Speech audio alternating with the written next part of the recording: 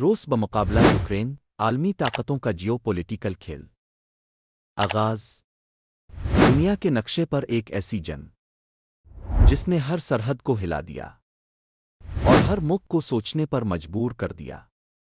یہ صرف یوکرین اور روس کی لڑائی نہیں بلکہ یہ طاقت اثر اور مستقبل کا ایک خطرناک کھیل ہے۔ یہ ہے جیو پولیٹکس کا سب سے بڑا مرکہ۔ حصہ ایک جنگ کی شروعات 1991 میں سوویت یونین کا خاتمہ ہوا اور یوکرین ایک آزاد ملک کے طور پر سامنے آیا، لیکن روس نے یوکرین کی مکمل خود مختاری کو کبھی دل سے تسلیم نہیں کیا۔ 2014 میں روس نے کرائمیا پر قبضہ کر لیا اور 2022 میں مکمل جنگ کا آغاز ہوا۔ حصہ دو روس کا موقف۔ روسی صدر ولادیمیر پوتن کہتے ہیں نیٹو ہماری سرحدوں کے قریب آ رہا ہے، یہ روس کی سیکیورٹی کے لیے خطرہ ہے۔ یوکرین ہمارا اسٹریٹجک بفر زون ہے۔ حصہ تین یوکرین کا موقف۔ یوکرین کہتا ہے ہم ایک آزاد ملک ہیں، ہم نیٹو میں شامل ہونا چاہتے ہیں اور ہمیں اپنی مرضی سے فیصلے کرنے کا حق ہے۔ روس کو حملہ کرنے کا کوئی حق نہیں۔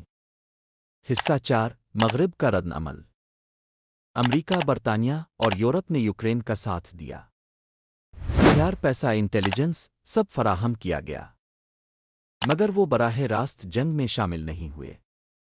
انہوں نے روس پر سخت معاشی پابندیاں عائد کیں اور اسے عالمی سطح پر تنہا کر دیا۔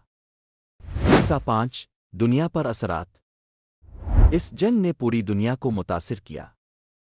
گندم کی قلت پیدا ہوئی، تیل اور گیس کی قیمتیں آسمان پر پہنچ گئیں، عالمی معیشت دباؤ میں آ گئی اور نیوکلیئر جنگ کا خوف پھر سے جاگ اٹھا۔ حصہ چھ دنیا کی تقسیم۔ دنیا دو بلاکس میں تقسیم ہو چکی ہے، ایک طرف روس، چین، ایران اور دوسری طرف امریکہ، نیٹو، جاپان، آسٹریلیا۔ یہ نئی سرد جنگ کی شروعات لگتی ہے۔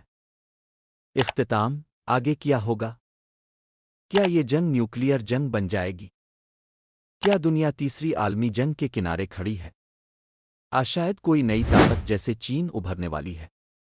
آخری لائن، یہ صرف یوکرین کی جنگ نہیں ہے، یہ پوری دنیا کی طاقتوں کا جیو پولیٹیکل امتحان ہے۔